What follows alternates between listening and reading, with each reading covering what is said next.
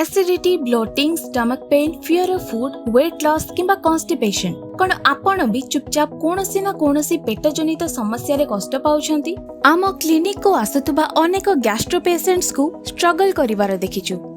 काहा को कुहा जाए जहा इच्छा ताहा खांतु तो काहा उपरे कठोर खाद्य कटकणा लगा जाए। अनेक केवल औषध उपरे ही निर्भर करंती, किंतु गट समस्या सेमिति ही रही थाए। पेशेंट माने जने डाइटिशियन पाखरे पहुंचीबा बेलकु सेमानकर न्यूट्रिशन, डाइजेशन, वेट एवं जीवन शैली गभीर भाव प्रभावित होई सारी थाए। जदि आपणकर मध्य गैस्ट्रिक सिम्पटम्स एमिति ही लागि रहुची किंबा आपणकर एंडोस्कोपी तथा कोलोनोस्कोपी होईची, तेबे मने रखंतु न्यूट्रिशन थेरापी आपणक चिकित्सार एक गुरुत्वपूर्ण अंश हेबा दरकार। तेणु आउ डेरी न करी आज ही निजर पर्सनलाइज्ड गैस्ट्रो न्यूट्रिशन केयर और डाइट प्लान पाई रेस्तोरा हेल्थ केयर सहित जोगाजोग करंतु।